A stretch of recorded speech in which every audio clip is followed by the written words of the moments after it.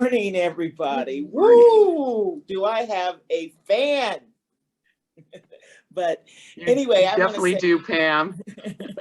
I want to say thank you for inviting me. Thank you for all the hard work that you're doing. Um, it's just sad that it's 2022 and we're still going through racial injustice. And as the numbers show that African American women are some of the lowest paid women in the United States. And I am so thankful to be union because it's across the line. If your contract says you're a certain amount of money, that's what you're getting. It doesn't depend on your gender or your race. That's what the classification that you're doing. But then again, it's hard to get in the door sometimes, even though there are union paying jobs. But the union has no control out of hiring, but they have control once you get in the door, and I'm thankful for that. And I know that this is a morning coffee, but it reminds me of an old Negro spiritual that says, I don't feel no waste time, Lord. I come too far from where I started from. And that's it. We've came a mighty long ways as women in general, and especially Black women, and especially women of color and transgender women go through so much more. But we're not tired. The fight has not ended, even though it's 19, it's been over 100 years ago, from the 2000s to now. I talk with my hands, so if you see my hands go out like this, I'm sorry. Same. I like to get excited, and especially it's not because I just drank so much coffee. It's about as a woman, we are a blessed and highly favored person, and we are the first to nurture our children and to empower things within our children. So I come in front of you because how can we know the issues, we hear the trolls, we understand there's hatred, but how can we change it? We can only change it at the ballot box. Only change it at the ballot box. Because I spoke a few years ago at a Martin Luther King breakfast, and I said, from the mattresses that we lay on to the chairs we sit on, from the tickets and everything comes from Washington, D.C. All the legislations and ordinance are from elected officials. So we have to, can you hear me? I want to say it one more time. We have to change it at the ballot box. And if we don't change it at the ballot box, we are doomed to do it all over again and again and again. But we cannot do it I can't do it as a Black woman. Mm-hmm. I can't just do it as friends of Hispanic. And we have to do it together, because someone told me that one is just pointing and all the fingers are pointing back. Mm-hmm. But all of us together is a mighty fist, and we change things. So I'm ready to change things. And I'm starting just as being one of the first Black women to be on the Knox County chair. I was the first Black woman in Knox County. That was unheard of.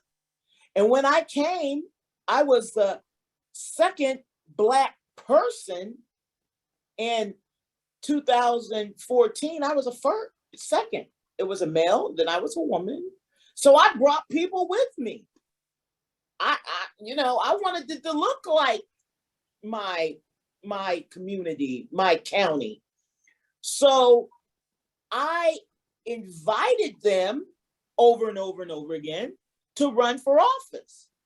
So I have Hispanic, African American, lesbian, Jewish. They're all on the Knox County board, and they're trying to knock them off of their seat. But we're not going nowhere, because you have to meet people where they're at. You have to knock on doors. You got to talk to them. We have to tell our stories. And that's something about the Democratic Party I really am upset about. We don't tell our stories enough. We've listened to lies and lies and lies and lies, but it's time, everybody, to start telling our story, telling what we are and how we got where we are and why we should be on the ballot. And the lies are still lies. But if we don't tell it, the lies become truth and then branded in people. That's why there's prejudice, because they believe a lie.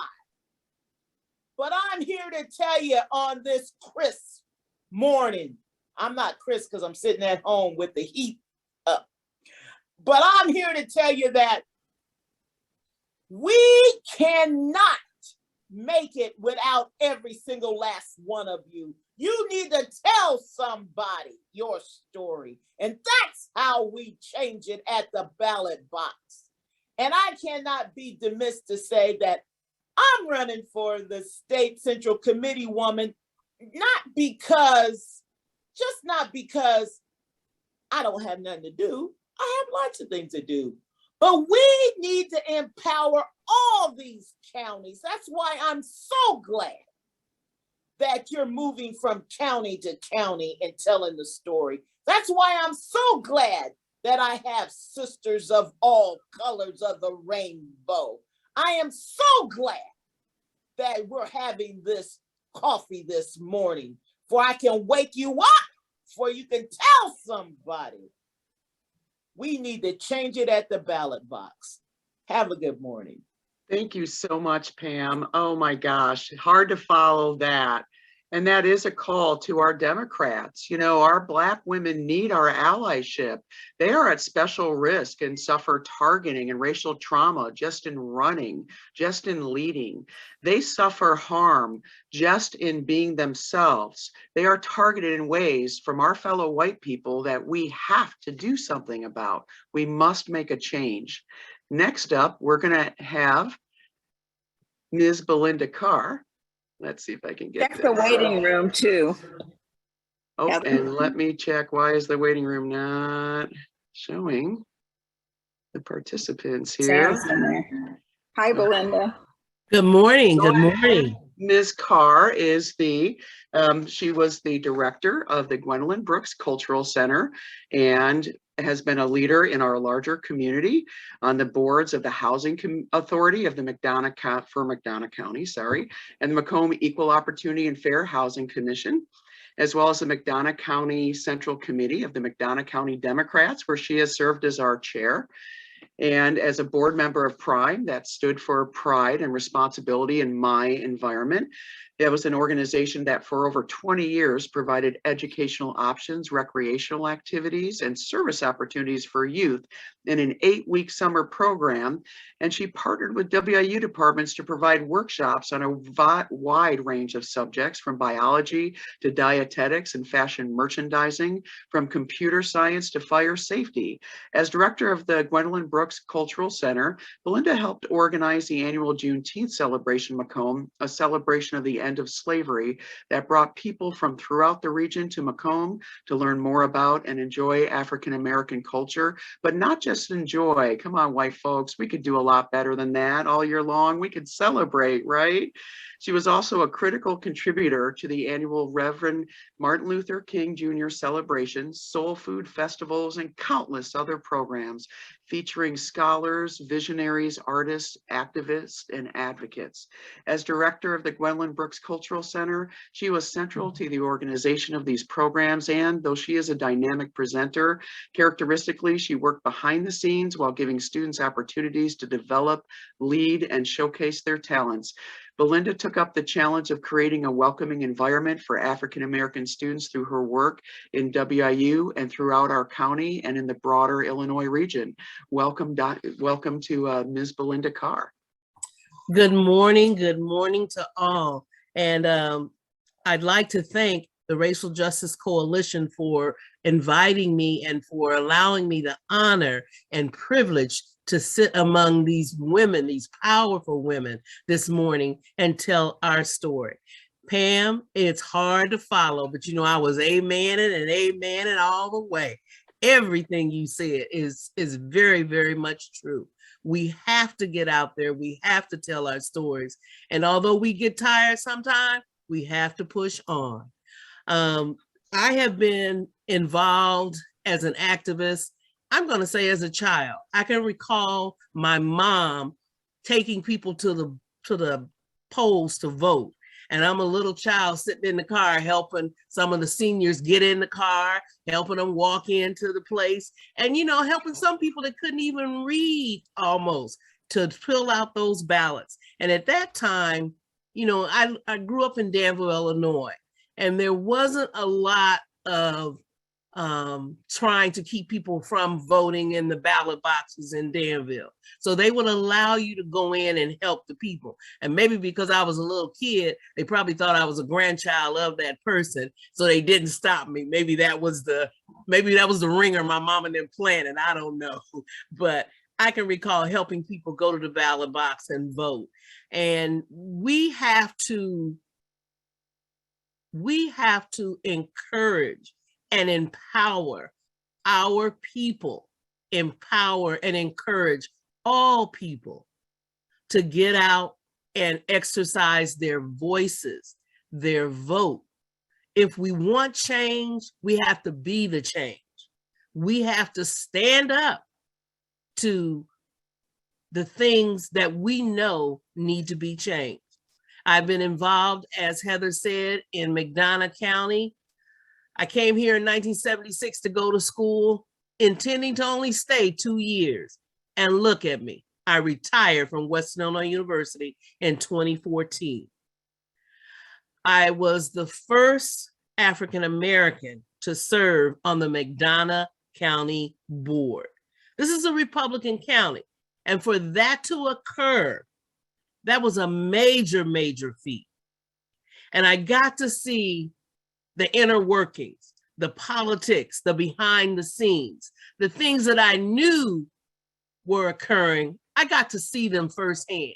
The deals that were made before we got to the full body. A lot of things go on. You know, you're on committees. It's important to go to those committee meetings. Whether the vote is the way you want it to go or not, at least your voice is heard and you can voice the opinion of the people you represent. It's the sort of thing where we need to encourage people. Sometimes people don't get involved because they feel that their voice has no power. And that argument, I try to turn it around and says, yes, you have power. Your voice counts. People listen to you. You need to encourage one another. As I encourage you, you encourage someone else. We need to bring these young people along, help these young people to understand that they are our future and they need to get involved in the community. But we have to be the leaders. We have to be the leaders to show them the way. And although there's a lot of things going on in McDonough County and in the world, we have to be encouraging and say, you can be the change. Be the change you want to be. I've been on the Democratic Central Committee so many years I can't even count. But there again, there's been a lot of changes. in that Democratic Central Committee. As the chairperson, I try to be inclusive in the involvement and engage everyone so that everyone has a voice in what goes on in McDonough County. I try to encourage those people that aren't involved to come out and get involved. Don't say to me, well, my voice doesn't count. You all are not going to listen. Yes, we listen and we move forward. Sometimes it seems slow, but we're steady moving forward, and that's what counts. And so I'm appreciative of being here. I always take everything as a learning opportunity, and I want to learn from all of you. Pam, your speech was so inspirational. I think I'm going to nominate you for something, girl. I'm definitely going to vote for you. Second. Thank you so much, Belinda. And you know, I would be remiss if I didn't say our Black women are already leaders, but they just aren't given the mic nearly enough. We know that their stories change our community, change our lives. They help people understand the broader context of how the systemic patriarchy is able to be leveraged against us and our families as women. Now, this last summer, when there was that last summer or 2 summers ago now, the 19th Amendment celebration in our park, I went to and I looked around, it was very white.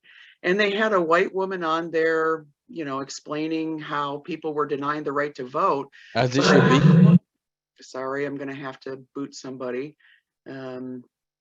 Anyway, to not ask people who actually grew up without the right to vote to have the mic and speak about that, and instead have a white person explaining it, is an example of how we as white women often undermine the leadership of our Black women leaders. We have opportunities. We're often the ones organizing or invited into spaces. And if that's an all white space, we need to be challenging that and saying, why isn't Belinda invited in here? Where is Tammie Leigh? Where is Pam in these discussions? Why haven't we brought them in? Why aren't we listening and thinking of them as leaders? Next up is a leader that I have watched. She's just an inspirational person in this community and has had a great impact. And let me go ahead and just get that changed over. I'm going to add spotlight, and let me just read this real quick for you. So I'm going to let in a couple people in the room. Okay. Ms. Tammie Leigh Brown Edwards believes in the importance of a strong local community and community service involvement. Since moving to Macomb in 2002, Tammie Leigh has been active as a volunteer, youth program advisor, and through memberships in many local organizations. She was born in East Moline and raised in Aurora, Illinois. She attended Suomi College. Am I saying that properly? My apologies. Okay, now Finlandia University in Hancock, Michigan. She received her associate's degree in math and science from Waubonsee Community College and her bachelor's in journalism from Eastern Illinois University. At EIU, Tammie Leigh was the editor of Minority Today and a copy editor and reporter for the Daily Eastern News. She attributes the valuable training she received at EIU to gaining employment as a reporter for the St. Louis Post-Dispatch and the Aurora Beacon News. Later, Tammie Leigh was recruited by the Macomb Journal to become the newspaper's first African-American news editor. During her time in Macomb, Tammie Leigh laid the foundation for creating the city's first Juneteenth celebration, a school supply drive for local students, initiated Home for the Holidays essay contest, which provided former community members transportation to come back to their hometown for the holidays at no cost to them, and partnered with a local resident designing a historic landmark at the childhood home site of civil rights leader Reverend Dr. C.T. Vivian. Along with those community involvements, she is also a beekeeper and a beekeeping enthusiast. Currently, Tammie Leigh works working on campus at Western Illinois University and serves as a historic preservation commissioner for the city of Macomb, is a board member at her church, and was recently, has been serving the last several years as the first Alderwoman City at Large. Go ahead, Tammie Leigh. Thank you. I think that I can echo a lot of things that the women have already spoke to. We know that the United States is made up of mostly rural communities, and most of us have come from those rural communities, and most of us have created those roots, our legacies, our parents, our grandparents have all made differences in those communities and encouraged us to do the same. I think we suffer from microaggressions, we suffer from being discounted, not knowing knowing our stuff, and so we fight every day against the things that we really want to fight for, unfortunately, and it's a hard fight, but I think that we're resilient people and we'll just keep doing it. We just want to speak for the people who are not being heard or don't have a place at the table. I'm a huge person who believes that not only do I want a place at the table, but I want to bring a +1. I want to prop the door open. I want to take the hinges off the door. I don't want to be the first ever. I'm sorry, I don't want to be the last person. I want there to be others behind me. And so I'm going to put a hole through the door so people can make room to come through as well. Thank you so much, Tammie Leigh. I want to point out one thing. I have watched Tammie Leigh. I'm sorry, we're getting feedback and I'm not sure why that's happening. Anyway, we have, let me just remove a few people here. There we go. And I will say that we watched Tammie Leigh be mistreated at city council meetings multiple times, and watched the other city council members and our mayor say absolutely nothing in her defense, not stand with her. We have watched her be mistreated at our party meetings at times by some of the male Dems. We have watched her be mistreated in the community. I have watched her work be stolen. I have watched her ideas that she worked on for years be claimed by some of our male leaders in the community and put their name on it, and then they have a ribbon cutting and a photo op for other people and leave her out of it and claim it for them. And this has happened repeatedly. This is something that we as white allies must address. We must call it out every time. It is not okay for Black women's ideas and work to be stolen from them. So Tammie Leigh, you have been such an amazing person, and I want to thank you for going through all you have. You have been inspirational, and I so value and am appreciative of all you have brought here. I'm going to go ahead and bring on our next up here, which will be next up. I want to give Dr. Litesa Wallace a proper introduction here. So, the Honorable Dr. Litesa Wallace was born on the south side of Chicago and raised in the south suburb of Country Club Hills. Her parents, a law enforcement agent and postal worker, were both union workers, and she attended Western Illinois University, becoming the first person in her immediate family to complete a college degree. Dr. Wallace is a therapist and educator by profession. However, she was first appointed Chief of Staff to former State Representative Charles E. Jefferson. She started volunteering in Representative Jefferson's office in 2007, and ultimately in 2011, she was fortunate enough to become his Chief of Staff. It was during her time as Chief of Staff that she began to reflect on the role of policymaking and legislation in impacting the issues she's been so passionate about as an educator and therapist.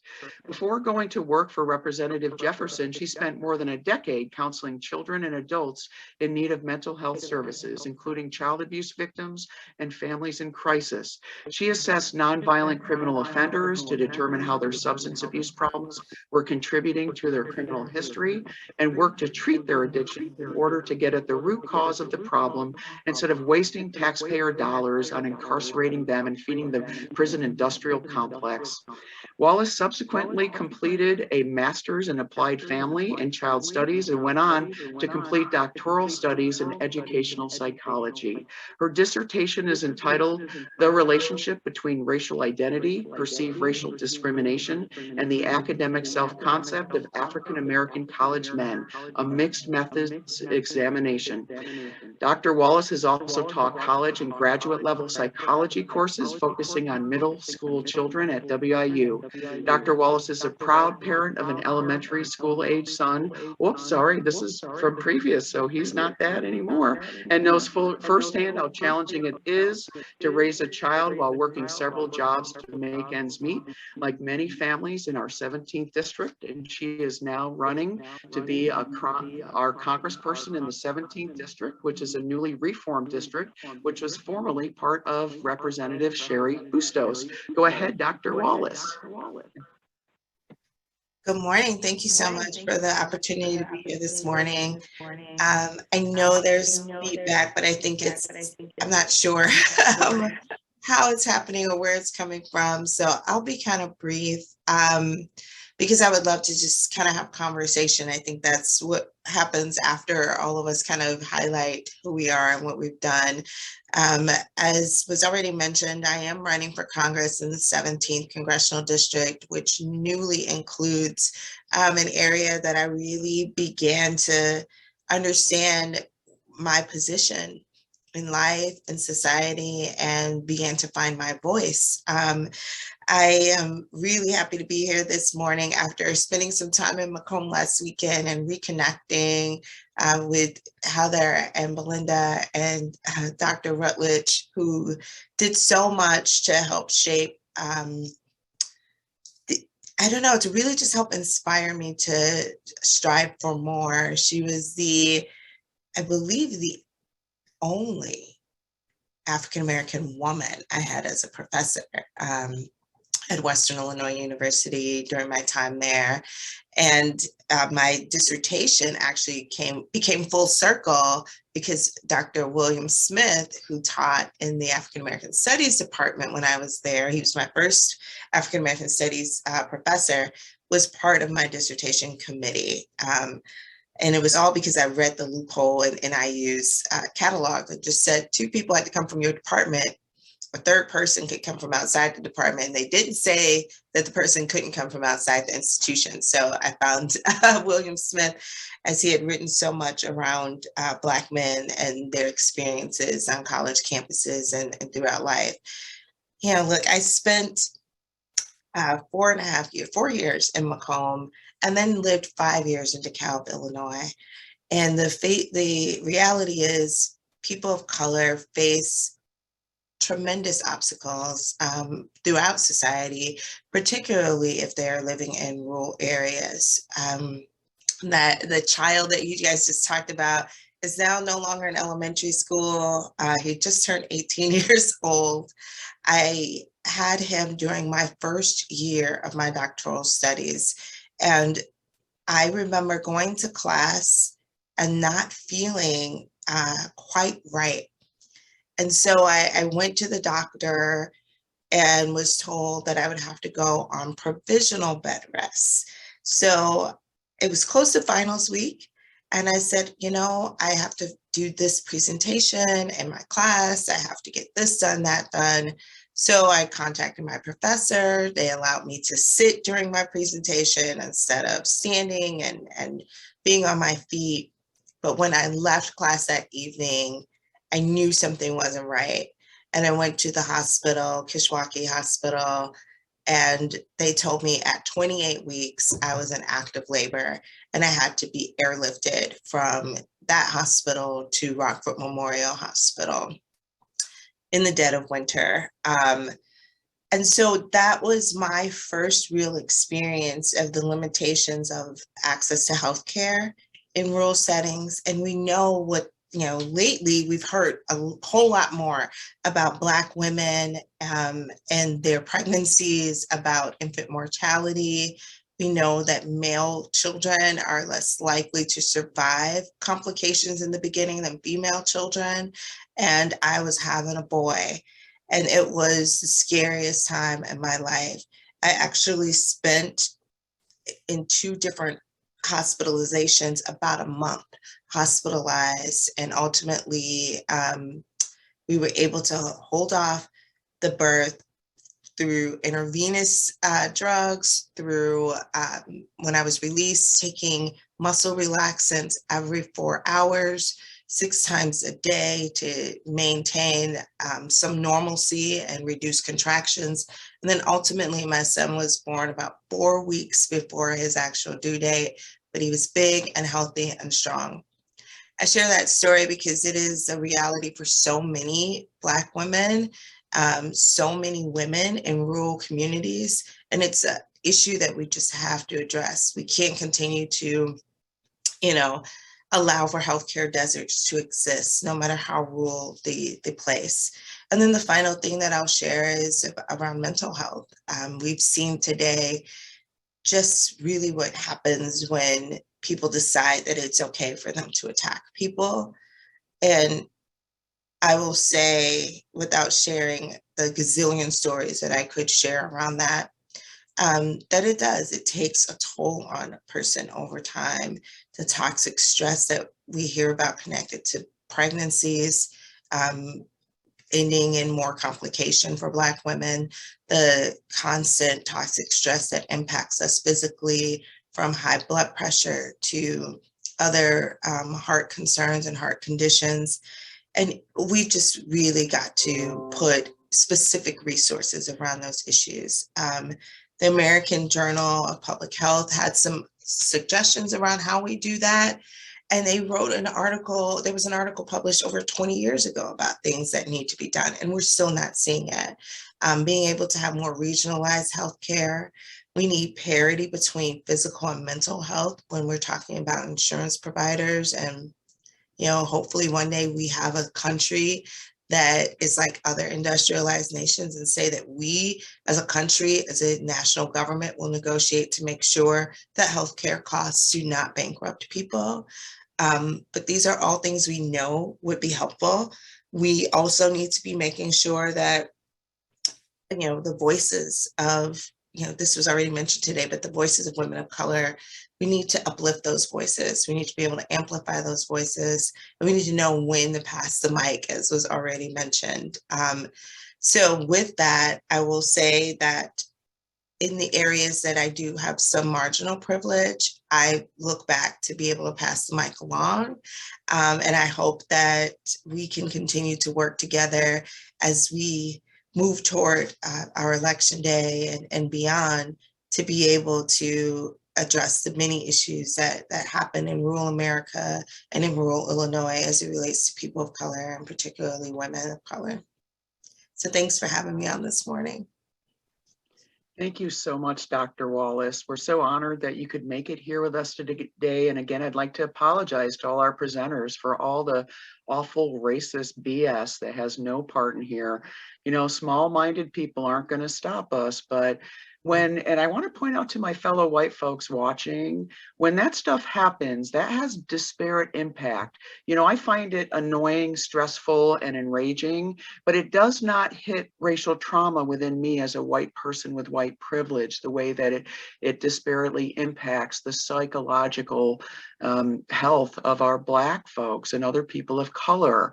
And that's why other white people like me, we all, and I've not been a great ally in the past. I have made all the mistakes. I have not given up the mic. And that's really where we're falling down in my mind as white Democrats, as white liberals, as white women. We have to be elevating Black women's voices because they already know where all the disparate impacts are. They know where the holes in our public policy are.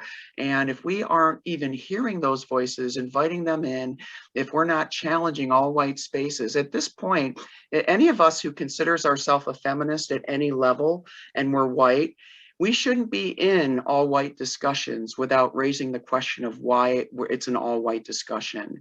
And we should not be appeasing our peace. If we're comfortable in a discussion, chances are we're not having much impact. And so with that having been said, I'm going to go ahead and introduce our next presenter here. And she's going to, you all kind of know her. Let me just see where we can, I got to get her to find the spotlight here. Sorry. I'm a little rattled, I got to admit, from some of the other stuff that's gone on today. Let's see. Did we lose Dr. Rutledge, or is she still there? She is. Okay, I'm going to unmute her. And Dr. Rutledge, let me give you a, I'm going to do a gallery view here. And let me give you a proper introduction, because I've been waiting to do this one a long time. Okay. Dr. Essie Rutledge is a pioneer in the fields of sociology and African American studies. She was born in Alabama in 1934 during the height of the Great Depression. Her father was a farmer and her mother worked as a domestic. When her parents divorced, she moved with her mother to St. Petersburg, Florida in 1946. During the 40s and 50s, the public school system was segregated racially, so she attended all Black schools throughout high school. Barriers to educational integration continued even after the Brown v. Board of Education Supreme Court decision in 1954, when Rutledge's brother was denied access to public universities despite being class valedictorian at his high school. When Dr. Rutledge completed her high school education, she earned a scholarship for nursing school in Atlanta. However, the scholarship did not cover living expenses and she was unable to complete her schooling. Dr. Rutledge was later admitted to Florida A&M University under a work scholarship program that required full-time students to devote a certain number of hours to working jobs on campus. She was initially interested in a social work career, but she later learned that African Americans were excluded from social work jobs in Florida. She then decided to major in sociology. As an undergraduate at Florida A&M, Dr. Rutledge became a member of the American Sociological Association. After she earned her bachelor's degree, she was offered a teaching position at a junior college in Florida, but she first had to complete a master's degree to teach at the institution. Again, she encountered discrimination. According to Dr. Rutledge, when she was applied to the University of Florida, the school made an interesting offer. Florida paid my tuition to go out of state because they would not admit me to the school, she said. Florida's loss was the University of Wisconsin-Madison's gain. She earned her MA in sociology at Madison in 1964 and went on to a full-time teaching career at Gibbs Junior College in St. Petersburg, Florida. Unfortunately, Gibbs Junior College at that time, a predominantly Black school, was merged with St. Petersburg College, a predominantly white school, and several teachers from Gibbs were not retained during the merger. In '67, Dr. Rutledge and other Black faculty members who lost their jobs filed a lawsuit against the school district alleging racial bias. The case went all the way to the U.S. Supreme Court. During this time, the National Education Association offered a stipend to the fired teachers, and with the help of a colleague, Dr. Rutledge was able to find a tenure-track position at the Macomb County Community College in suburban Detroit, Michigan. In '71, Dr. Rutledge enrolled the PhD program at the University of Michigan, finishing her doctorate in 1974, and she later discovered that she was the first African-American woman to earn a doctorate in sociology at Michigan. In the early '70s, when she was a doctoral student, there were few women or minorities in sociology. Her first sociology class had 5 Black students, and there was only one tenured Black professor in the graduate program. We were challenging things in the sociology department, and we were challenging stuff that did not represent equality, so the university made some changes, said Dr. Rutledge. At the regional and national level, there were also few Black scholars participating in sociology meetings. Dr. Rutledge recalled that when she attended the American Sociological Association's meeting during the '70s, she could easily count how many Black women were there at the meetings. The lack of financial aid hindered opportunities for young Black scholars to continue their education. After completing her doctorate, she was offered a 1-year position at the University of Michigan Flint campus.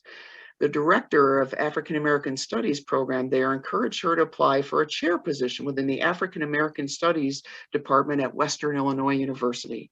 She was the chair of that department for 8.5 years. Western Illinois would later change the African American Studies program into a program as part of a university-wide reorganization. Dr. Rutledge declined the offer to serve as the director of the program and transferred into the sociology department. During her second year in that department, Dr. Rutledge participated in a committee to develop a master's degree program in gerontology. She earned tenure within 3 years after a switch to the sociology department. She was the first Black female tenured professor at Western Illinois University. She was involved in the Black Caucus and Sociology group within the ASA during the early '70s. Later, she and other members of the caucus formed an independent org, the Association of Black Sociologists. She served as president of the ABS, volunteering for association committees, and continues to participate at ABS annual meetings. Over the years and continuing today, Dr. Rutledge gives of her time and experiences unselfishly, and she actively mentors, networks, and supports not only graduate students, many of whom continue to keep in touch with her for years after meeting her, but she also continues in her mentorship in our community, and she has served as our mentor and mine in the Racial Justice Coalition and for the Dem Women of McDonough County. I am so grateful for her mentorship. She has helped move the conversation forward, has taught us and given endlessly of her time, passion, and talent. And I give you Dr. Essie Rutledge. Go ahead, Dr. Rutledge, you're on. I wish the time given me had been given to those women who are out there taking a very important role of trying to see to it that young women understand how important it is to be involved in activities that hopefully one day will lead to a better America. There are things about me that I've done but are not as important as the things that we need to get done now. And I've always believed and been a part of getting involved. And we cannot afford, as Black women, to be afraid to challenge injustice, to challenge those things that we need to do that are not being done. If we are to win the race, we've got to be willing to stand up and challenge what is important. One of the things that I did coming to Western Illinois University was to get more Black people or students. Most Black people involved suck in a dick, yeah. We activities. can suck a dick. You fucking like you. What was that? Well, hold on a second. Goodbye, Julian. Yo, look Goodbye. Black Lives Matter. Stop. Black Lives Black- Matter. Black Lives Matter. Black Lives Black Matter. Lives Black Matter. Lives Yeah, we all Matter. know. Black Lives Matter. Black Lives Ah, Matter. bro, Black I'm in the Lives middle of Matter, talking, Black speaking. Lives Like, let me Black focus. Lives Matter. Black Lives Matter. Yes, Black they Lives do. Matter. Goodbye. Black Lives Matter. Sorry What's about that? that, guys. I don't know who that was. That was ridiculous. Whoever that Mike Benson is needs to be removed. Because he just said that people needed to be added.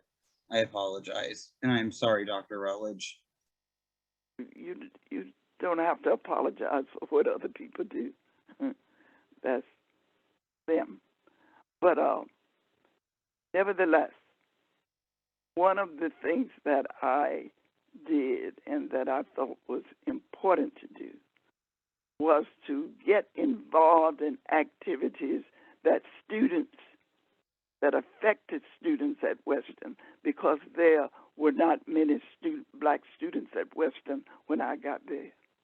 And I am a strong believer that if you are going to make a difference, one thing you have to do is sit at the table when decisions are being made that affect you.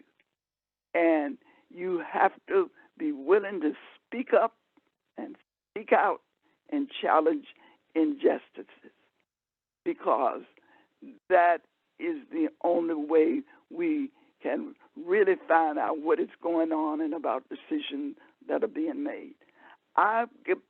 As a member of the faculty chair of African American Studies, I got on as many committees at Western that related to students. And I am proud to say that one of the battles I won had to do with the judicial system and how it was not dealing fairly with black students. And I sat on that committee, and there were white students and white faculty and staff.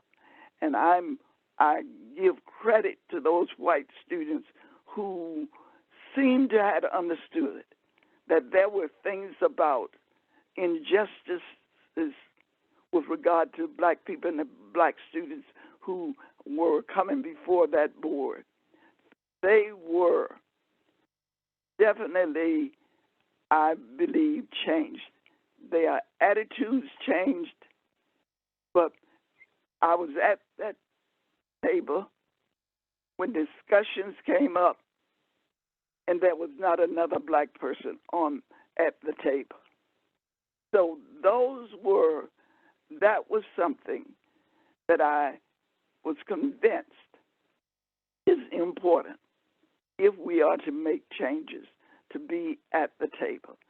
And let me say, black women are really leading the way in terms of a lot of things that are going on now in regard to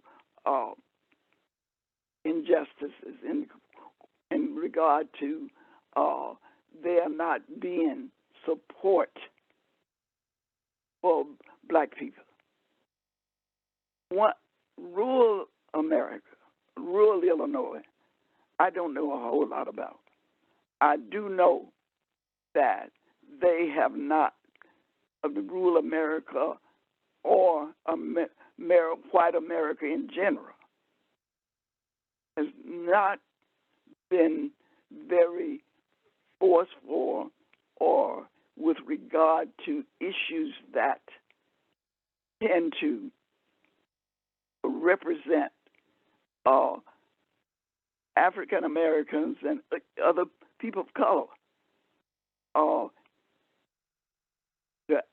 They have not been very forceful in bringing black people in at the table so they could offer understanding about things that are going on that those who are not black don't fully understand. You've got to be able to try to empathize, put yourself in their place, and try to understand what it is they're undergoing. And I am very, very proud of the many young black women that I see are holding spaces and are running for offices so that we can have representation. And lastly, I will say that one of the things that is still lacking, whether it's rural Illinois or urban Illinois, but this is that oftentimes talk about what white people in general don't take note of the fact that there are differences between privilege and not privilege. Dr. Rutledge, it's hard for us to hear you. Is your phone close? No. There we go. That's better. Sorry about that.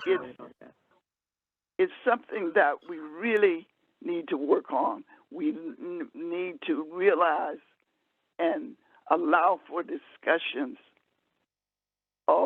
from those people who have experiences as blacks or other racial ethnic groups, have experience that white people have not had.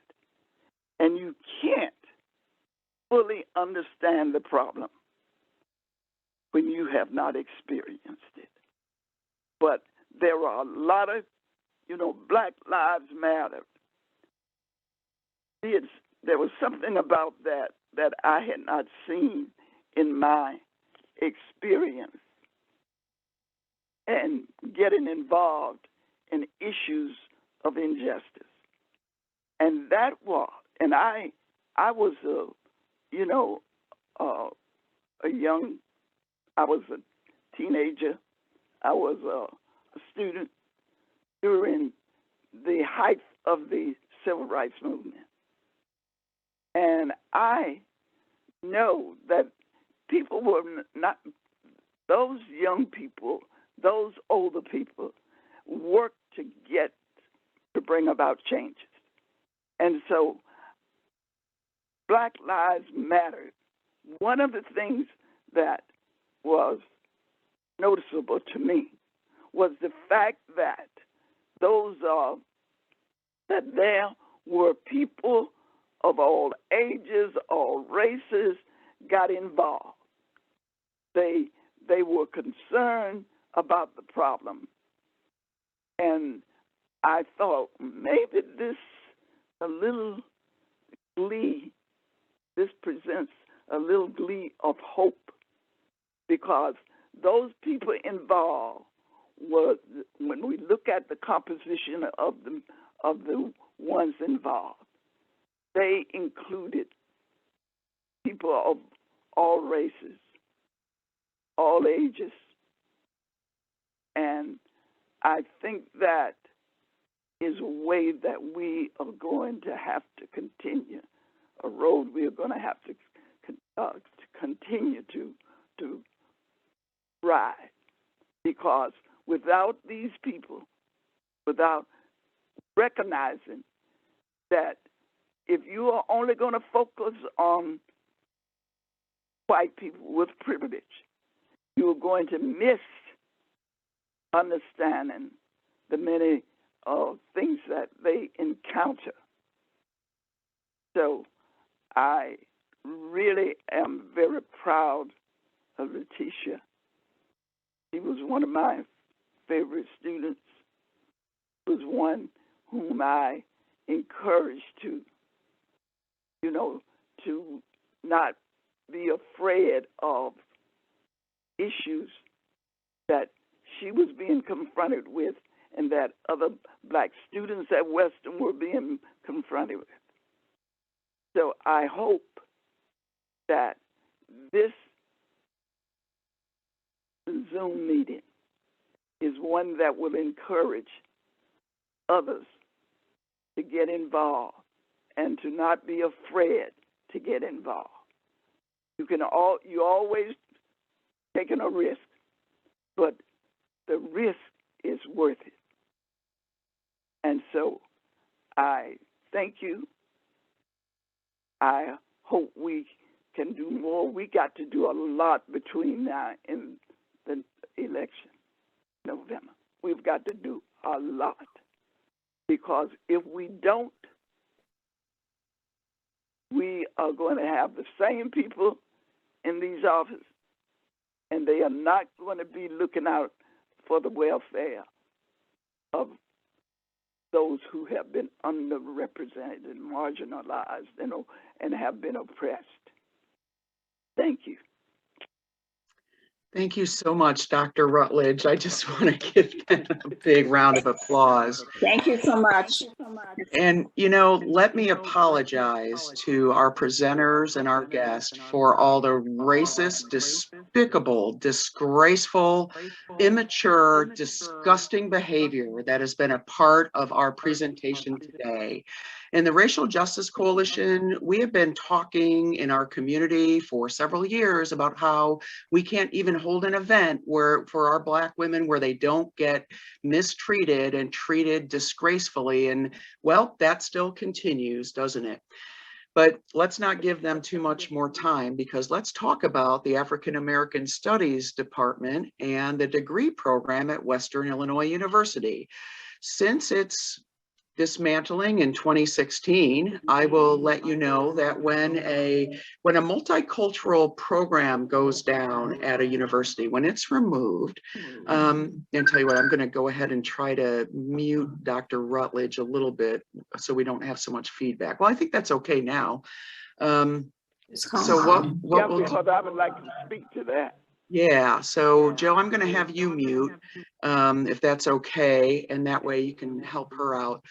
But I'm going to put on my webmaster hat here. When the African American Studies degree department and degree program was still in effect at Western Illinois University, all those vibrant, multicultural, historical keywords and all of their students and all of their alumni and faculty's works and historical narratives that lived on our domain at Western Illinois University helped elevate all the matching keywords in the entire region.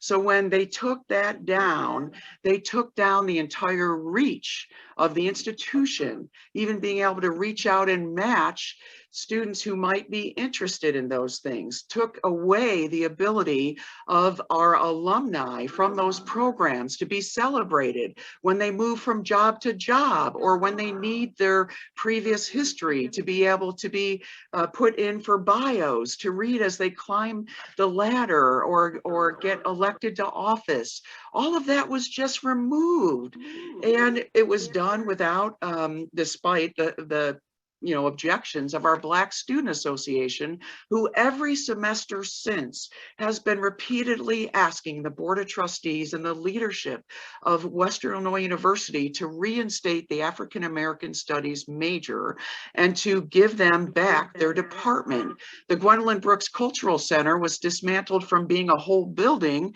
and now it's just a plaza. So they're not safe gathering there you can see how we get, we can't even hold an event where they get treated well here, and not having a building for them where they can congregate safely without being attacked from the people in our community who obviously have, shown that they hate them and don't want them here. That's a disgrace.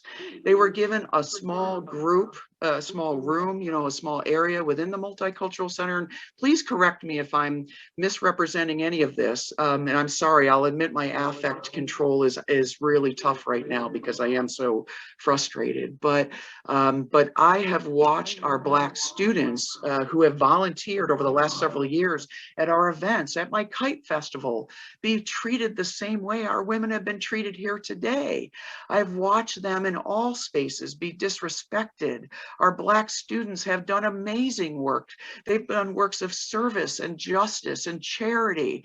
They have done, continue to do leadership.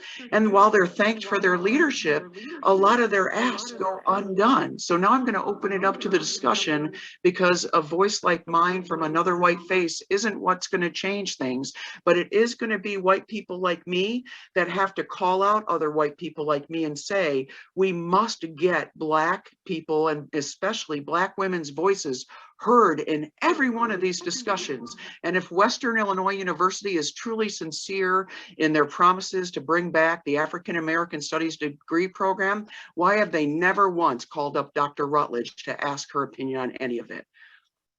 Go ahead, ladies, and let us know what you think.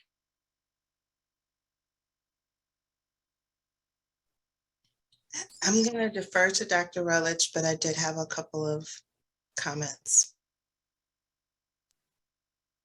Essie, would you like to go first? Let us know about the African American Studies Department and the degree and the Black students' attempts to get it back, and whether or not the administration has worked with you on it.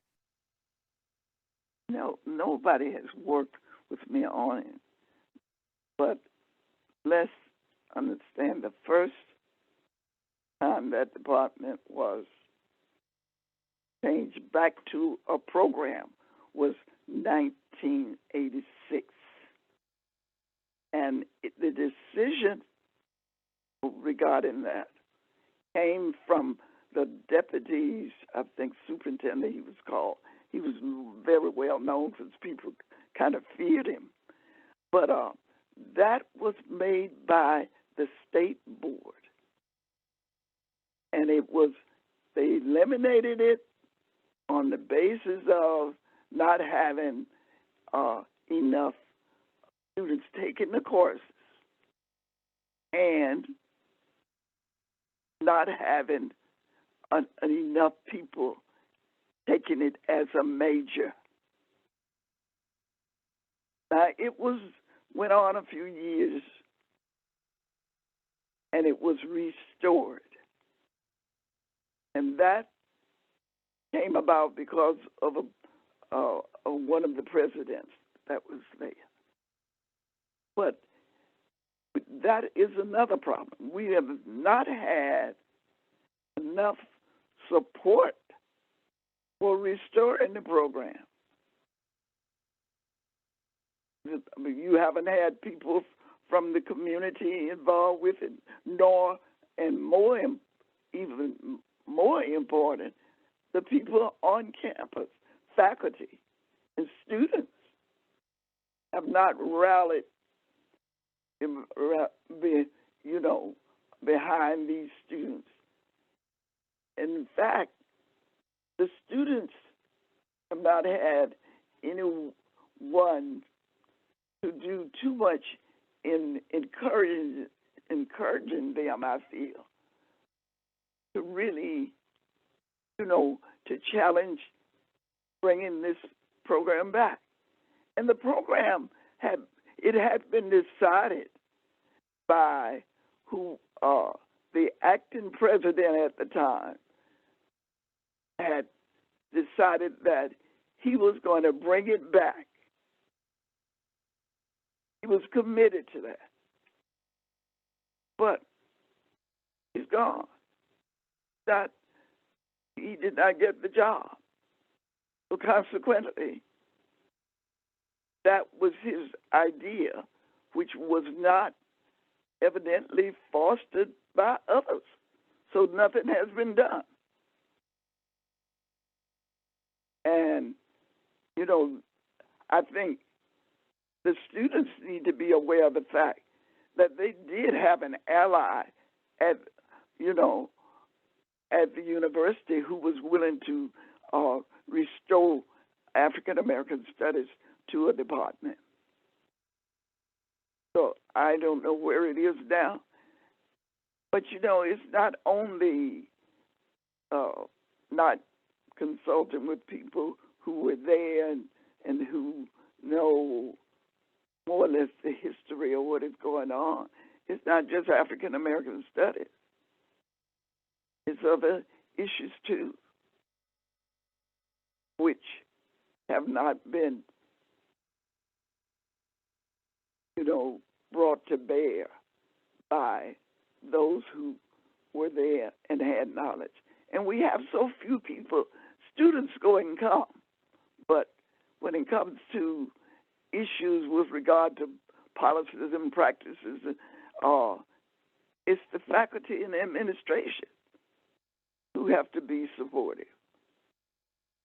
And that is an academic issue about a department. So it could be that if the students would rise up and attempt to challenge those who can make that decision, that might be more helpful. Thanks, Dr. Rutledge. Dr. Wallace? I just want to put a few things about my own experiences into context around this issue. I mean, were it not for the Gwendolyn Brooks Cultural Center, headed by Ms. Carr at the time, and were it not for Black Studies courses with like Professor Smith or was it Worrell or Womack? I'm so bad with names. What was the doctor's name? I don't know. I think that was Dr. Smith, wasn't it? Well, it was Dr. Smith and Dr. Worrell, I believe. And he was an older Black gentleman. And then, of course, classes with Dr. Rutledge. If it weren't for those experiences, it would have been a very isolating time. I'm sorry. Okay, so it was those individuals, the cultural center, having classes that you knew you could take, at least one class a semester where you weren't the only person in the course who looked like you. That was so important to my eventual success. I mean, I was the first in my family to go to a four-year institution, and I didn't have anybody else to lean on. It was, having individuals on campus who had already done it, right? Having those professors, having those advisors to our student organization, to our groups that helped to foster some of those seeds of, leadership and growth and just self-confidence. I believe when I was at WIU in the late 90s, there were maybe 300 Black students on campus, and it seemed we all knew each other in some way or another. And we would, hang out as much as we could at the Brooks Center, or hang out where the Black Studies courses were being taught, because it was safe haven, to your point, Heather. It was just a safe place to be. In 2015 and 16, we experienced, the first Black president of the university, and also experienced a historical budget impasse. And I was in the Illinois House of Representatives at the time, and Western was facing closure. And a lot of people don't know this. It was the Illinois Legislative Black Caucus that stood up and said, we will not go home for spring break unless we address higher ed appropriations, because Chicago State University, one of the only majority minority institutions in our state, was also on the chopping block or near closure. You had, of course, WIU, and you had EIU, where they were dangerously close to being closed at the end of that spring semester of 2016. And it was because people like myself and Senator Lightford, who were alumni of WIU, standing up and saying, we've got to do something. And I know, and I don't want to speak for Senator Lightford, but I can say for me, it was my experiences with finding places where I felt safe and felt welcome on campus that allowed me to build the confidence needed to be able to stand and push back against really powerful people, to be able to get some type of appropriation, the Black Caucus standing up and doing that. So it saddens me.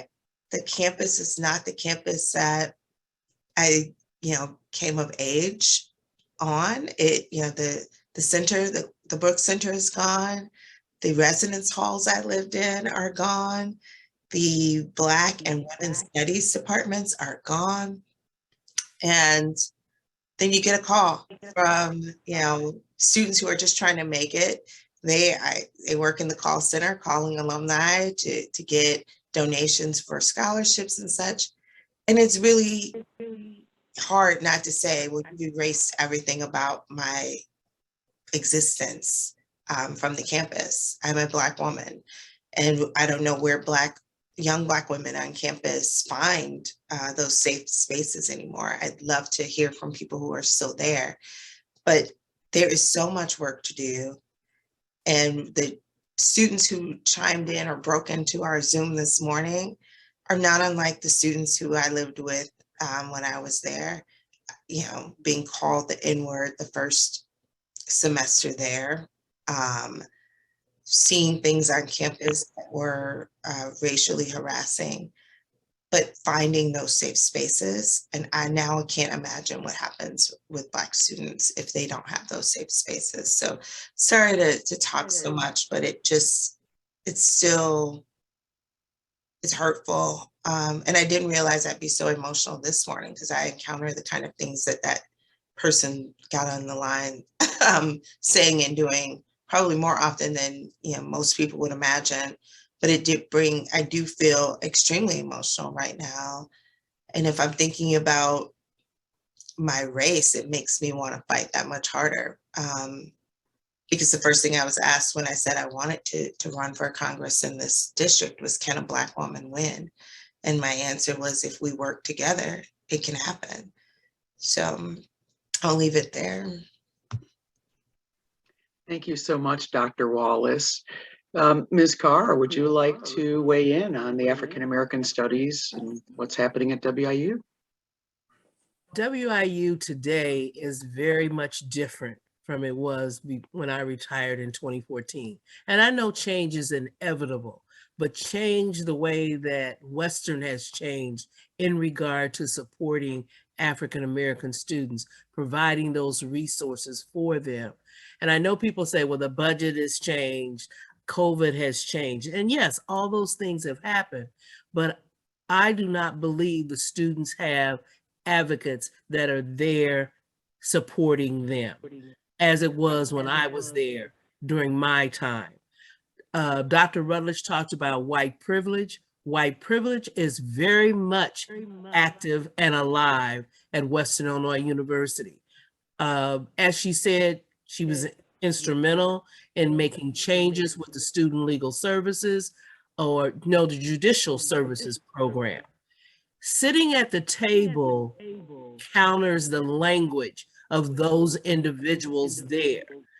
I was involved with 15 student organizations, and I advocated for all of those student organizations. I was involved with perhaps one of the most powerful committees, student committees on campus, and that was the Council on Student Activity Fee Funds. This is the group that allocated student activity fees to student organizations. I was not a voting member. For over 20 years, I attended those weekly meetings to ensure that the student groups I work with receive their fair share of that funds. Some of the conversations that went on, for example, well, why do they need that program?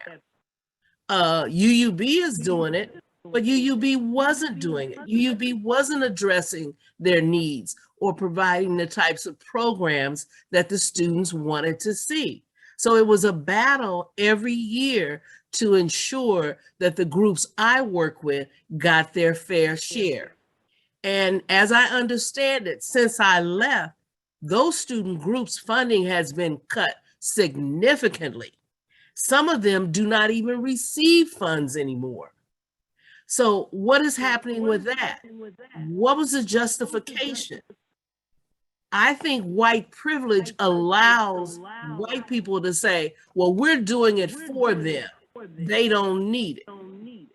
And that's what's happening. And so our Black students do not have the leadership. People talk about, well, the Black students aren't doing this, the Black students aren't doing that. Who's helping to guide them so that they know what to do? I received an email with over 50 complaints or the way Black students were feeling or had felt or things that they had encountered. Those things were very demeaning, detrimental to your overall health and well-being. But if this is what students are encountering at Western, why would someone of color want to venture to Western Illinois University? We have less Black faculty now. We don't have people willing to work with the student organizations. They must have a faculty or administrator working with them. And that person has to be an advocate for those students. And if you don't have the advocate, you're just going to have chaos because the students can't make it happen by themselves. And so we need to, well, I'm retired, so I don't know what I can do to help them. I put it out there to the faculty members and administrators that have called me. This is what I think you need to be doing. This is a road you need to be taking to help the students better their reality at Western Illinois University. Western is a good school. I just think they need to recognize that all students have different interests, and those interest levels need to be satisfied in order for them to have a quality experience in Macomb, Illinois, and at Western Illinois University. And that's not happening. Students are leaving here and saying, good riddance. I got my education, but good riddance to Western Illinois University. And that's sad that they feel that way. So as Dr. Rutledge said, nobody, some faculty and administrators have called me, but none with any power to make any changes. You're right. That's the key. You can call me and ask me about this, that, and the other, but if you're not in a key position to make change happen, it does no good. So there we have it. Our students are marginalized. The number of the programs that I created, the minority orientation, they're not doing that.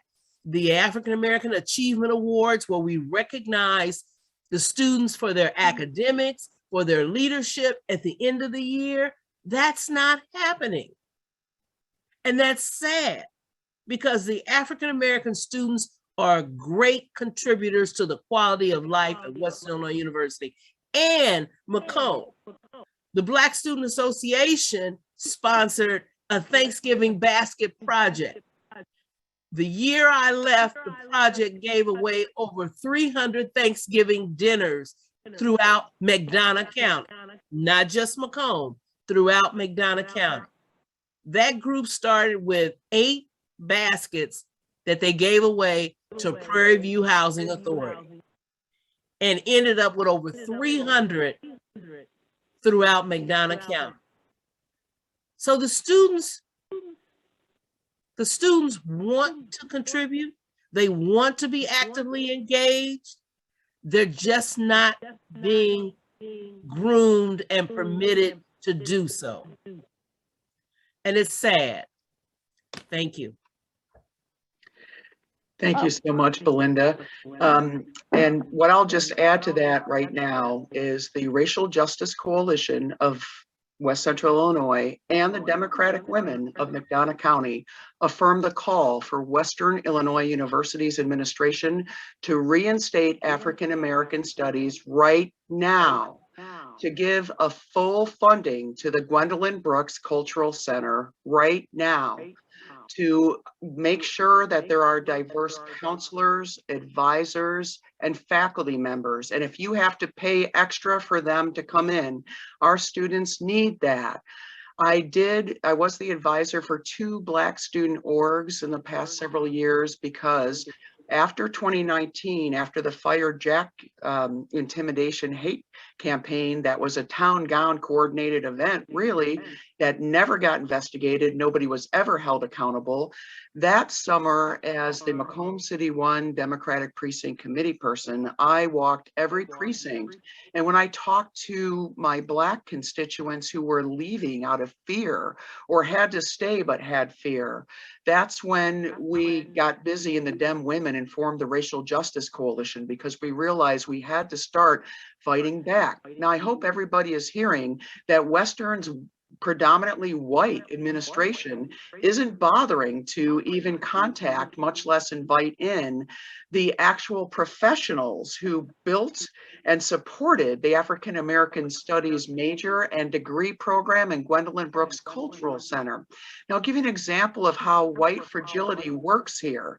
One of my groups is an amazing dance troupe that for years thrilled our students here, and they were nationally ranked, and they really were superstars. They did a parade, one of WIU's parades, and an anonymous white person said that they allegedly heard that one of the students allegedly said something that might have sounded like a name called to a student.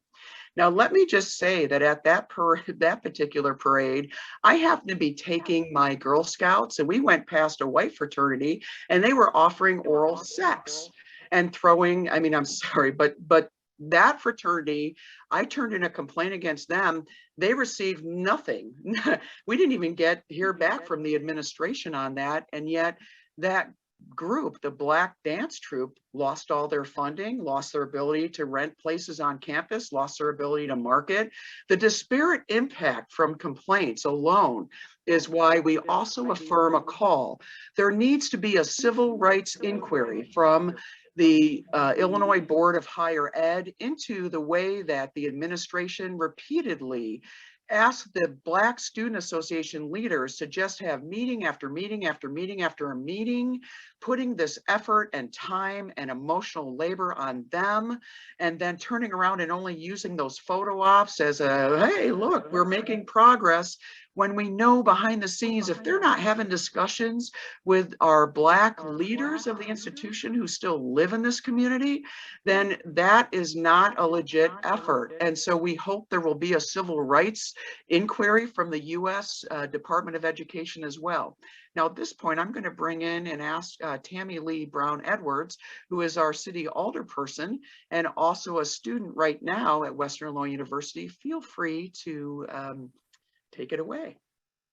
I just wanted to speak to a couple of things. Mrs. Carr is correct that there aren't a lot of advocates on campus for students, especially students of color.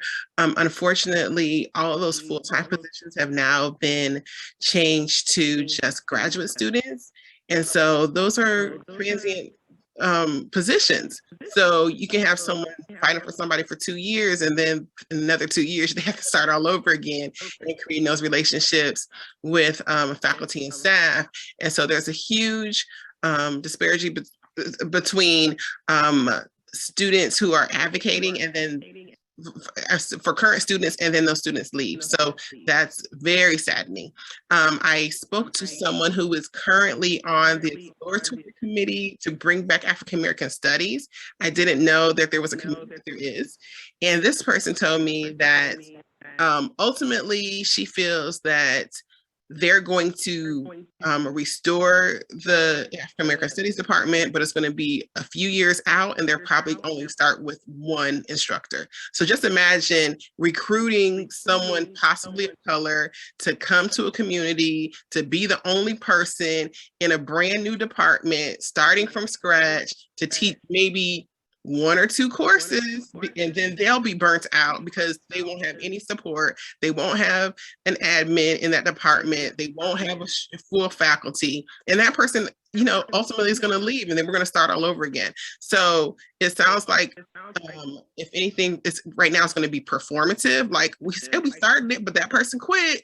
So now we have to find it, you know, do another search committee and bring another sole Black person to come all the way to Macomb with no support. I mean, it doesn't sound like an ideal situation. And the way it's going to be set up that, and I'm sure, let's say, you know, it's going to be a brand new person to academia. So you're going to have a 20-something-year-old person who has to start a brand new thing from scratch with students who are expecting greatness. And not that that person can't provide it, but if that person doesn't have support, if they're the only person in the department, you know, it's just really setting them up for failure. So I did want to speak to those two things, that right now, all the full-time things full-time positions that were when Dr. Wallace was there, when Mrs. Carr was there, no longer exist. And they are planning on having a department come back with possibly one full-time instructor. They won't be able to do that. I wonder what position did that person have to think that they will bring a department back with one faculty member. That is not the way it works. Well, no, I'm sorry, Dr. Rutledge. I need to be clear that they said that the budget that they are the university's proposing for this department will only possibly finance one person. So yes, it's not fiscally responsible or feasible. It again, it's coming off as performative, that they're going to do a thing that the Black students have asked for, but they're going to do it poorly. I'm sorry, I know Dr. Wallace wanted to chime in on that. Go ahead, Dr. Wallace. Yeah, as I was listening to Ms. Carr and to Alderwoman, as well as Dr. Rutledge, I am thinking about how did they find support and the wherewithal to be able to advocate for the students while also advocating for themselves. You know, when I was 17, 18, I didn't think about it like that, right? To the older person just really reinforced that I needed to pose the question that's been burning in my mind. Because at that time, I just thought, wow, these amazing women. And I remember, I think like Dr. Bracy and like others on campus wondering, you know, there are these professionals at this university and they are doing all of these things and only seeing the good side of it, if you will, and not seeing what I now know as a person who then went to Northern and was a grad assistant and a teacher and instructor and all the things that I face as a young Black woman teaching courses on a predominantly white campus. I now know that there were so many other pressures. And we see it in higher ed to the point that the Alderwoman just made, people being isolated, coming to towns to be able to, you know, teach in their discipline, the thing that they love, and maybe not even having a community that supports them, yet they are also fighting to make sure that their students feel welcome. I would love to hear some insight. And then how do we build those communities for faculty and staff so that they can in turn support the students who are there? I think you raise a good point. You have to build your alliances at Western Illinois University. I can recall every week we had student services departmental meeting. So that was everyone in the student services division met with the VP. And there was always one person, and I won't call this person's name, who is in housing, who raised the question, why do we need 3 directors in the Multicultural Center? Why can't we have just one director and then program assistants or grad assistants? And this person raised this question time and time again. The university was not able to go to that model until I retired from the Gwendolyn Brooks Cultural Center. Janine Kavickia retired from the Women's Center. Earl Bracy was literally forced out. So until all 3 of us left, the university was not able to go to that model. And guess what? After the last one of us left, they went to that model where they created a person who was over the entire Multicultural Center. And then the cultural centers either had program assistants or grad assistants running them. And as Tammie said, there has been a lot of turnover since I left with staff in the Multicultural Center. People have come and gone. Perhaps it's because there has not been a supportive base, perhaps because they have not been able to program as their training has prepared them to program. So you have all of those issues there. I think I was successful because I called people out. I formed committees, campus-wide committees, and invited people to serve. For example, Black History Month. Everybody you could think of was at the table, and they helped provide funding for the poster, the giveaways that we had, some of the programs, but it was a campus-wide effort. And it was almost, if you didn't support, then, you know, you had a red mark on your forehead. And that was the way not to embarrass anyone, but to invite them to the table to be a part of the planning and the program. And that was successful for me, building allies for the things that I did.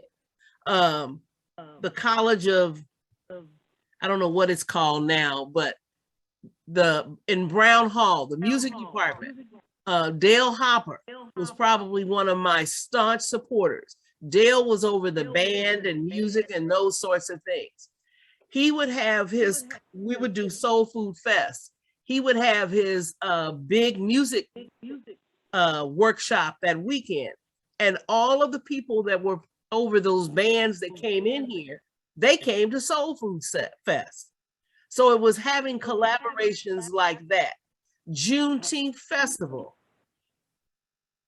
There were probably 20 to 25 sponsors or co-sponsors for that event. Campus departments gave money annually to support that event.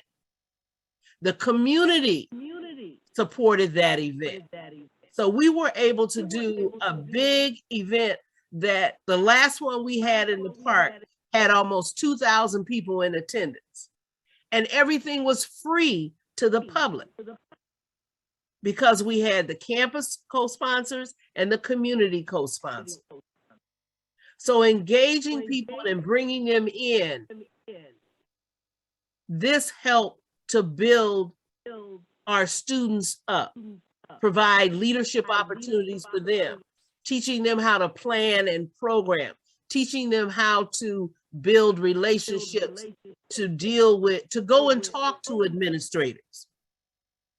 I can recall that the presidents always had a meeting with the student leaders, and BSA sat at the table, but BSA raised the issue, well, why isn't this group and this group and this group at the table? And so the conversation was, well, we invite the key leaders, but you got all of these white key leaders. What about the Black key leaders? And who defines key leaders? So it's as someone said earlier, when you come to the table, you bring others to the table with you.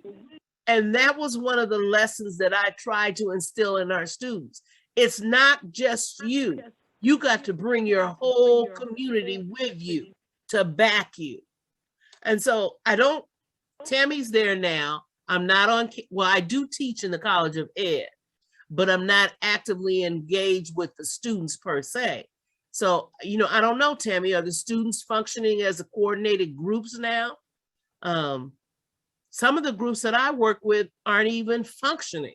And those groups were established in 1979, 1980. They're not functioning anymore. Right now, it seems that the groups are functioning under a triage, that there's a lot of things broken and they are actively working and engaging with the new president who need to be caught up to speed to new VPs. We're still looking for a provost. It's really,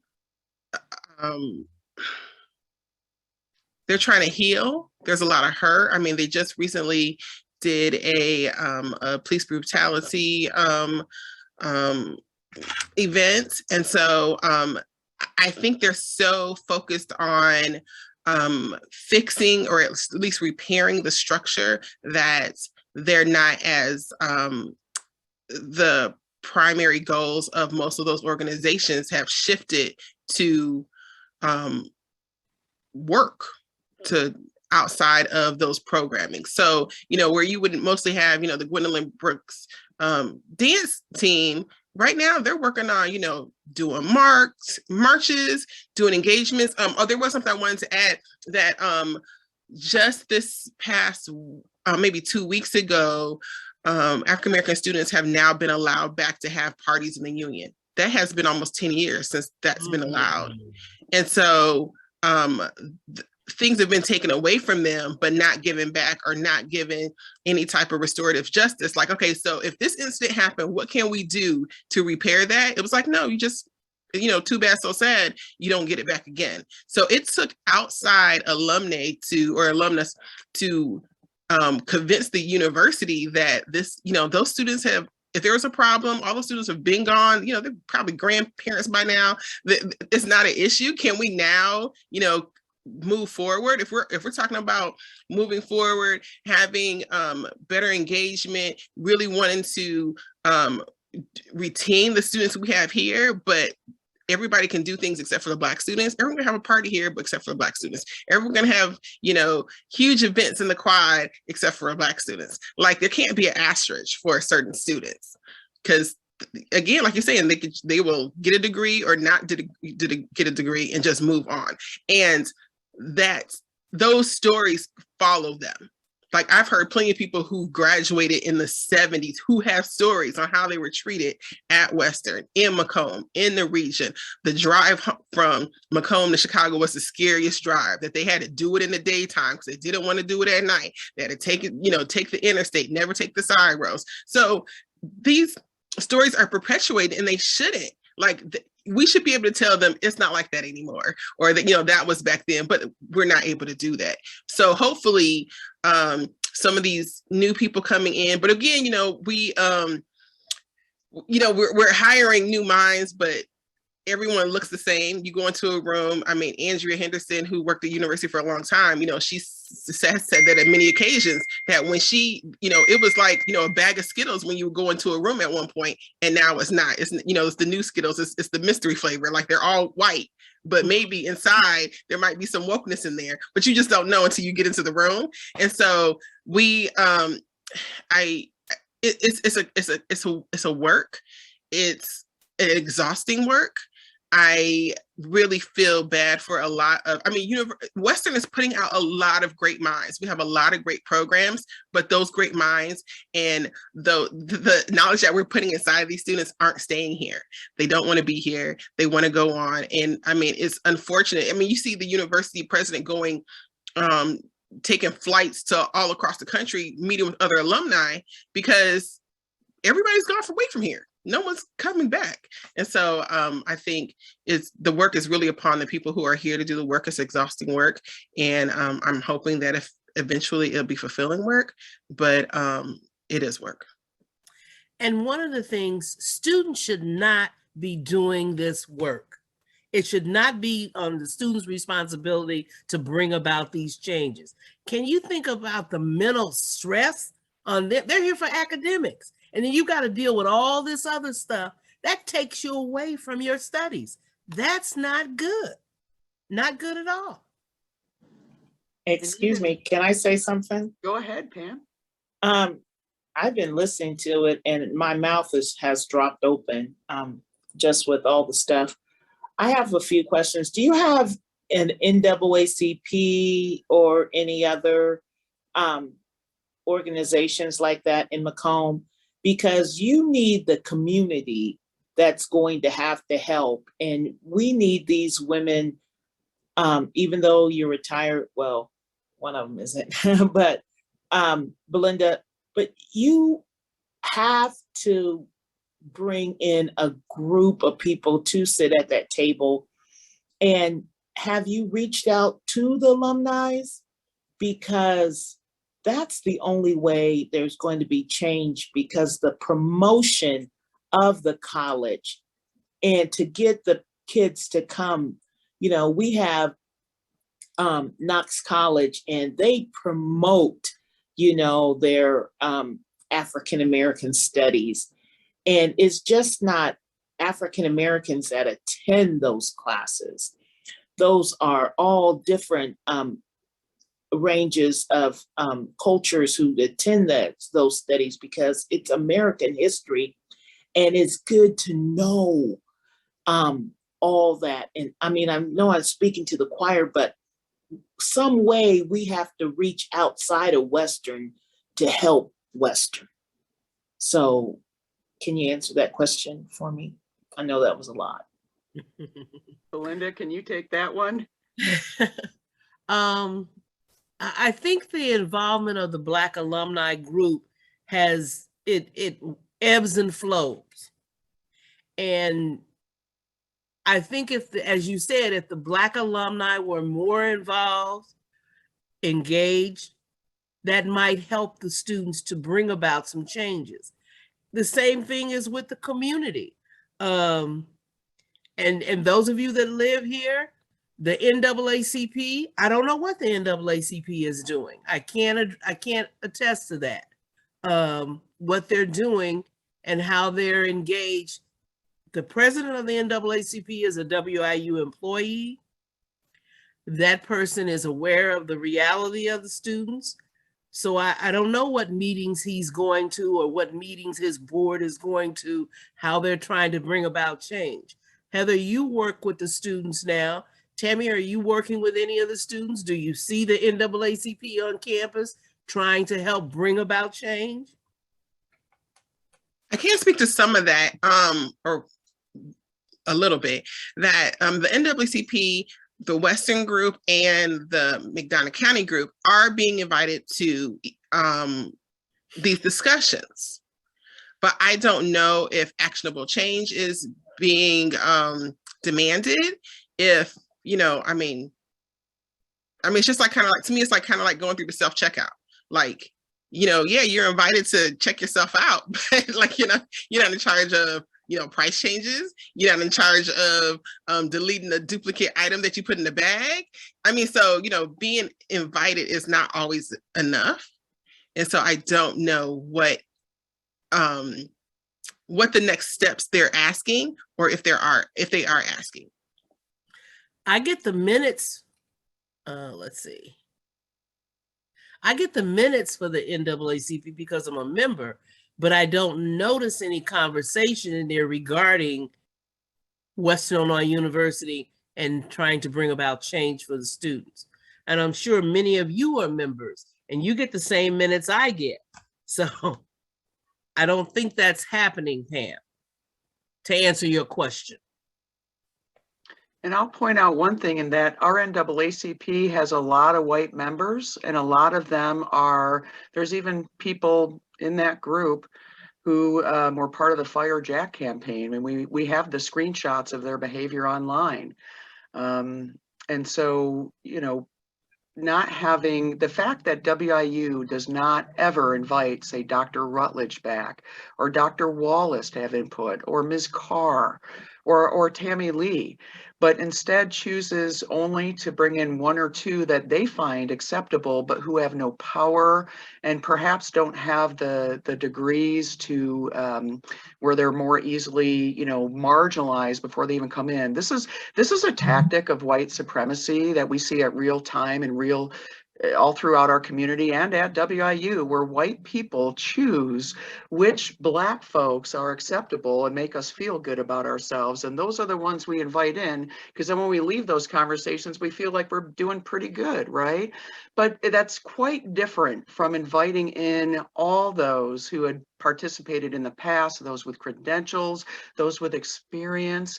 And Dr. Rutledge, I had muted you so that the feedback was getting to be distracting. But if you can unmute yourself, is it *6 again?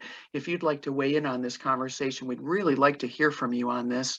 But I'll let you know that one of the things that has happened too is our Black students, because they've been denied even a place to gather safely, or a place to, in 2020, when they were at a house party, and they were all, you know, together and cautious with each other. But of course, someone in the community drove by, took a picture of them out there, sent it into a news agency, and then that news agency put it on their front page and did a story to denigrate them for not being safe about masks in the one place they can go to with each other to hang out with people who understand them.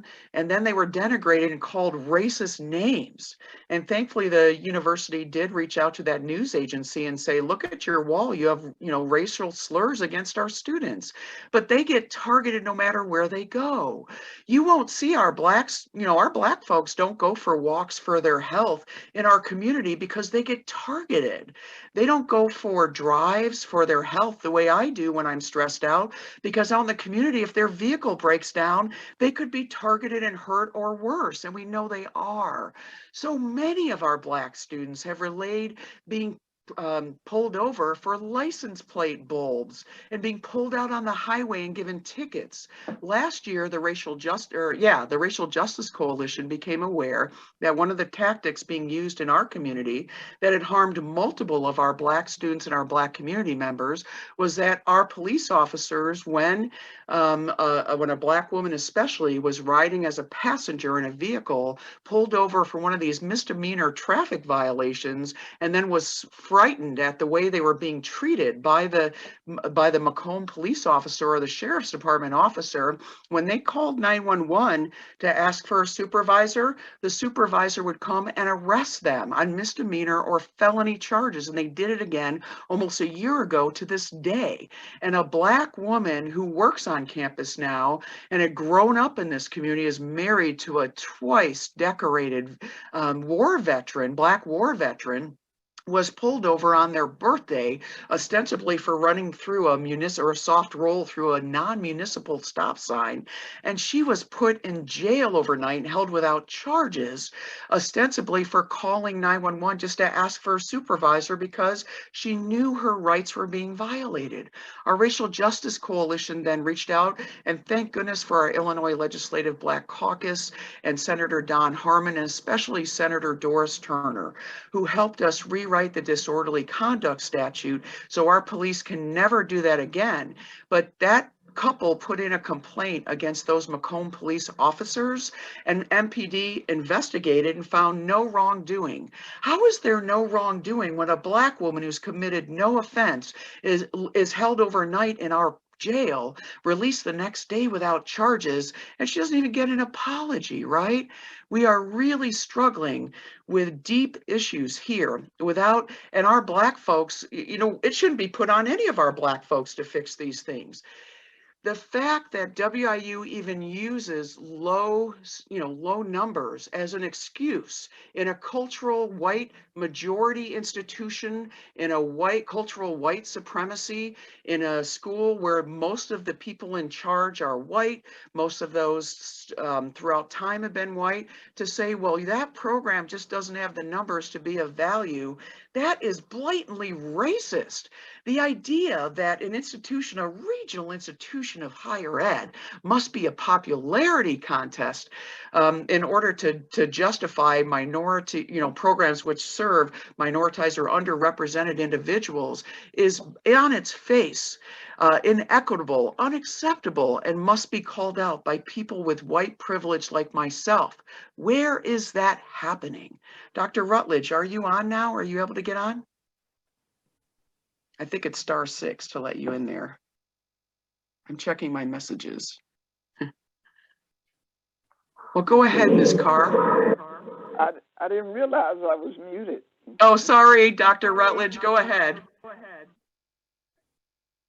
One of the things that I want to point out, and Belinda mentioned this, and everyone needs to know that Belinda was very instrumental in opening up programs that had not been open since I came here in 19.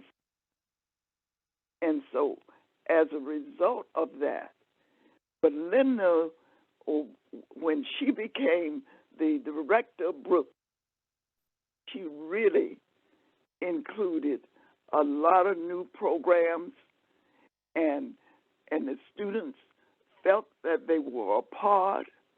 But the other, and I will tell anybody there, because I was here when she became director, and she always, brought programs in that were beneficial. Students had never been given a chance to learn about, programs that would show that they were involved and that they were getting awards for things they did. She started all of that, and it worked very well. But in terms of this being a faculty or staff at Western that were not as bad as they are now, I don't know how bad they are now, but I do know there was from the very beginning an anti-attitude toward Black studies as well as anything else Black. But it was presented in a way that it was not noticeable because it was more covert. But they used, examples that would not lead white people to think that, you know, they were opposed to these programs, but they never wanted, because these black students coming here from what they said was Chicago. And when they would talk about it, they would do it in code. And so you never had too many white people involved in any of the programs. There were some people in our offering our courses. Those people were, I went out and asked other people about teaching additional courses so we could even offer more courses. And those were more or less the people who were instrumental in helping to develop courses that would be taught in African American studies. But that support was very minimal. And therefore, what they are doing now is no different from what they did then. It's just seemingly, you know, more acceptable now.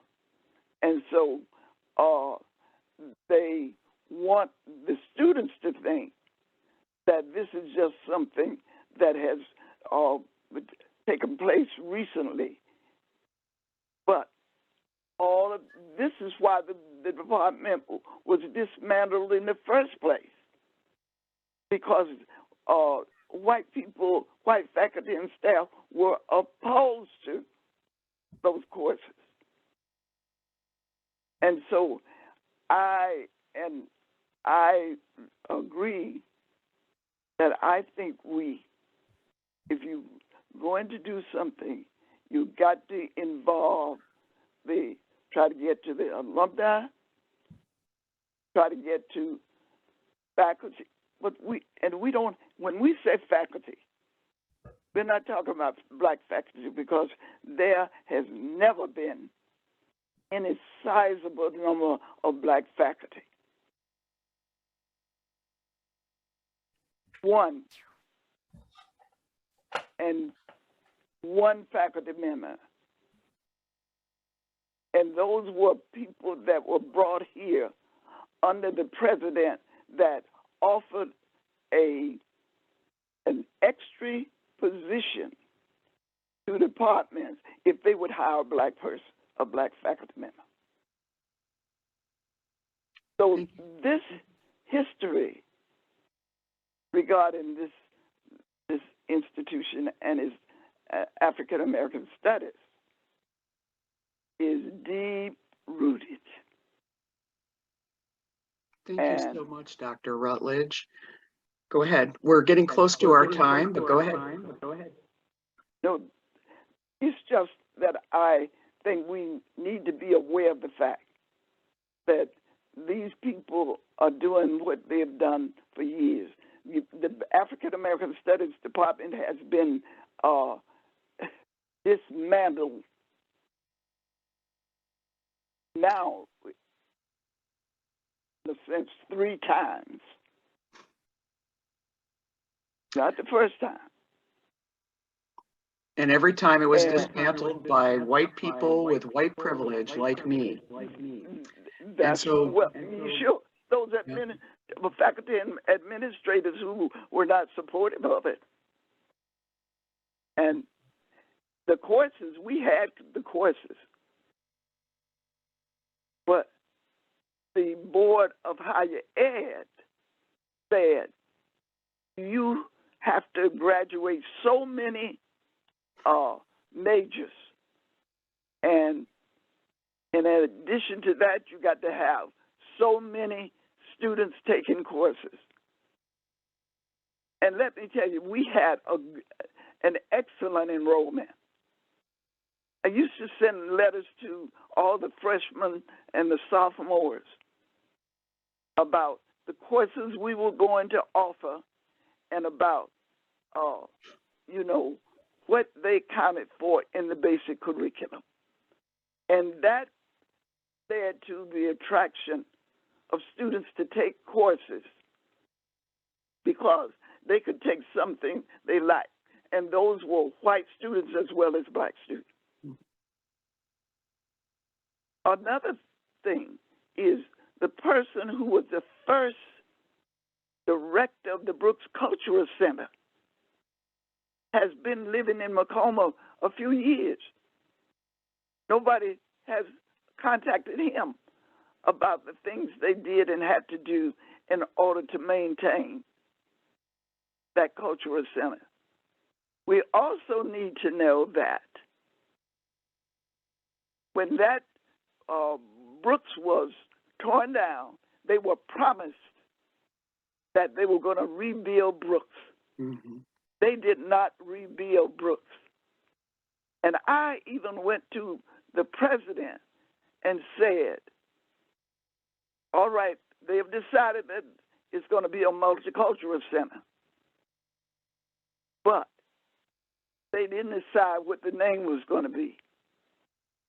And I went to the president and asked if that building could be named Gwendolyn Brooks Multicultural Center. And he said the board named the building.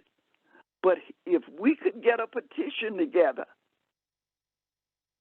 to be signed by students and others, that he would take it to the Board of Trustees and would be in favor of it.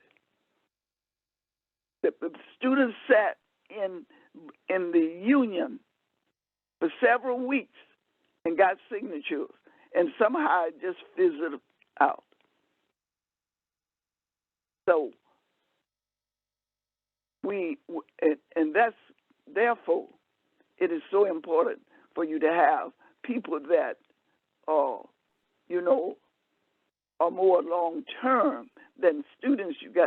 Because students go and come, and you got to get the cooperation of the students that are there, those who have been there, and in order, I believe, to work to restore anything that has been taken away. And now they are faced with the whole problem of the population of college students. And the largest population of those students are Latinos and African Americans. And I really don't believe many of the people at Western are supportive of that. They see Western as becoming a black school, like what they did to the Chicago State. Thank you. Thank you so much, Dr. Rutledge. And I will point out the whitewashing of the institution. When you remove a multicultural center, you change its name, you strip the Black woman's name from it, and then you make promises and don't follow through. You remove African American studies, you push out all the professors, you don't bring in those voices. We know what that is. That shouldn't be happening. And the taxpayers of Illinois deserve to know what is happening at Western Illinois University, because they have a stake. Do we really want a regional public institution of higher ed to be whitewashed, to have no names reflecting multiculturalism just because it makes white people uncomfortable in that community? We're appeasing the wrong discomfort as white people. I'd like to thank all of our presenters today for their time, their expertise, and their dedication.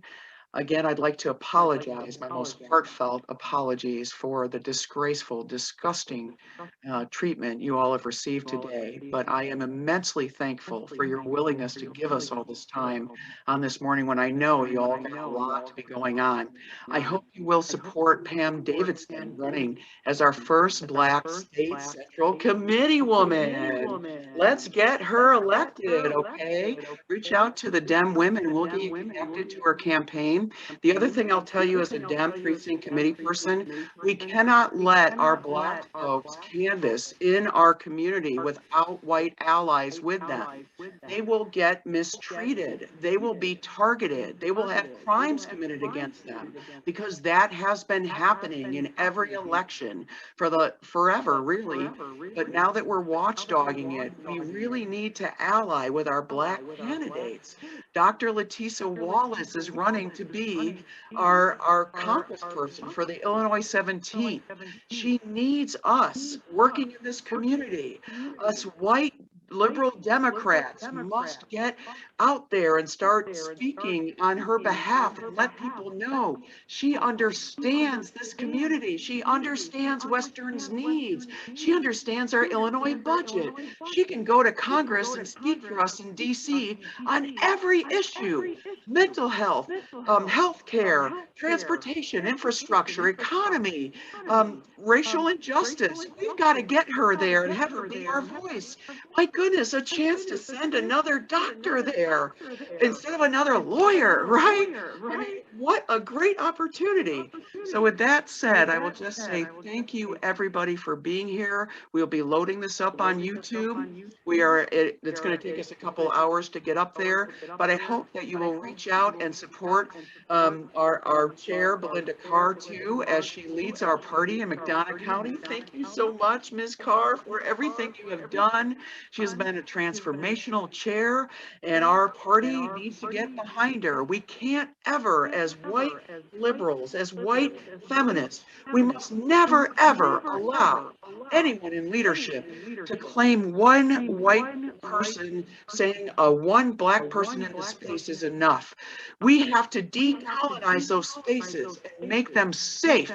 When we are inviting Black folks to come in, we need to make sure that we shove out those who are abusive and racist and shouldn't be in there, or at the very least, every time they make something like that, we must be the ones to use our white privilege to tell them, back up, you don't get to do that here. It's got to be us confronting our fellow white people, because we're the only ones with the privilege to turn this around. And you know what?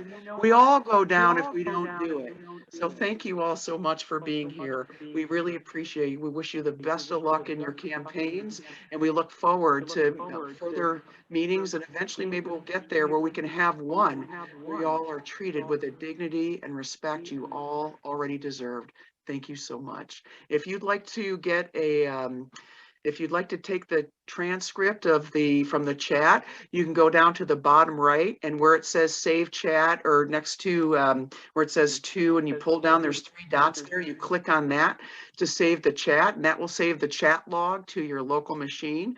And if you would like to reach out to us for anyone's contact info, you know where to find us, through the Racial Justice Coalition of West Central Illinois, now going statewide. Out of necessity to challenge every single county to start working against the rising white nationalism that is happening and threatening all that we hold dear. Let's get to work. Have a good weekend, everybody. Thank you.